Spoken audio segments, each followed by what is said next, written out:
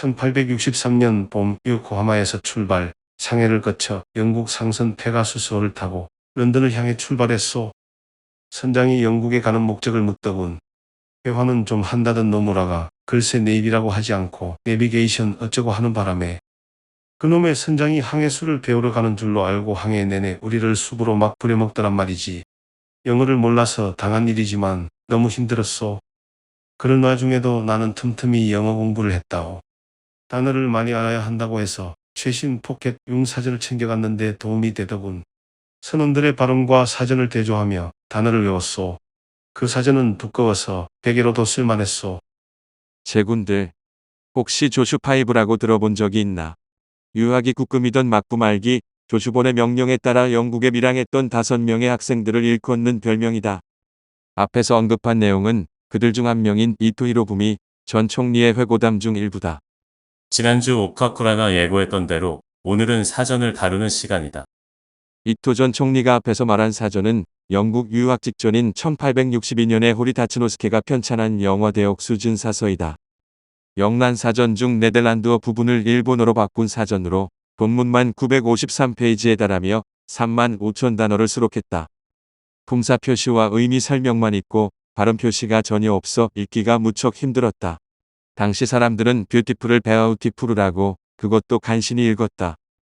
이토 전 총리가 선상에서 선원들을 졸졸 따라다니며 발음을 배웠다는 말은 사실이었다.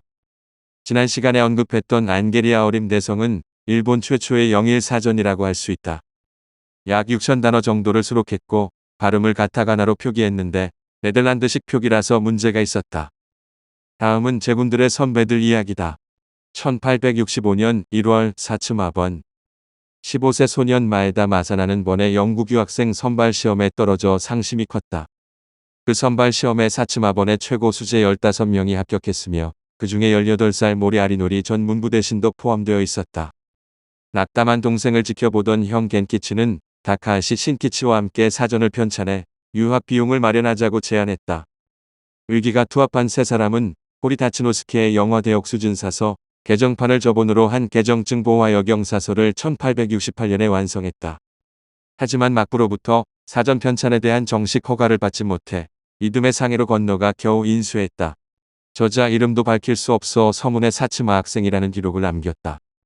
그로 인해 사츠마 사전이라는 애칭을 갖게 되었다. 이 사전이 당시에 인기가 있었던 이유는 영어 단어 위에 가타가나로 발음을 따로 표기해서 발음의 정확성은 별개로 하더라도 비로소 다른 도움 없이 혼자서 영어 단어를 읽을 수 있게 되었기 때문이었다. 이처럼 사츠마 학생들은 일본인들이 영어 단어 공부를 할 때 무엇을 가장 어려워하는지 잘 알고 있었다. 그 무렵의 사전은 발음 기호나 용례가 없어 단어장 성격이 짙었는데 가타가나로 남아 발음을 표기하는 바람에 사전처럼 보였다. 본문만 677페이지다. 훗날 가고시마시는 사츠마 학생들의 사전 편찬 노력을 기르기 위해 사적대를 세웠다. 개정증보와 여경사서가 인기를 끌자 사츠마 학생들은 2년 뒤 개정판 대정증보와 여경사림을 편찬했다. 4만 단어를 수록했다. 이번에는 가타가나로 발음을 표기하지 않고 당시 미국에서 간행된 사전처럼 웹스터식 발음 표기법을 채택했다. 웹스터식 발음 표기는 표제와 음절 사이에 하이픈을 하고 액센트를 음절 뒤에 붙이고 모음자 위에 다른 부호나 장음 부호를 표시하는 방식이다. 사츠마 사전 이후 대다수 사전과 교과서가 이 웹스터식 발음 표기법을 채택했다. 사츠마 학생들은 웹스터식 발음 표기로 사전을 개량했다고 생각했으나 우리 일본인들에게 가나 발음 표기는 여전히 어려웠다. 웹스터식 발음 표기법은 영미인에게는 편리하지만 일본인에게는 적당하지 않기 때문이었다. 사츠마 학생들은 사전을 만들어 번 돈으로 마에다 겐키치와 다카하시 신키치는 미국으로, 마에다 마사나는 프랑스로 유학을 갈 수 있었다. 훗날 이들은 영어학자, 관료, 실업가로 일본의 근대화에 커다란 발자취를 남겼다. 어떤가? 제군들도 선배들을 따라 사전을 만들어보고 싶다는 생각이 들지 않는가? 학생들은 서로 마주보며 멋쩍은 두두섰다. 다음은 1873년 요코하마 이슈사에서 간행한 부음삽도 영화자휘와 1882년 개정판인 증보정정 영화자휘이다.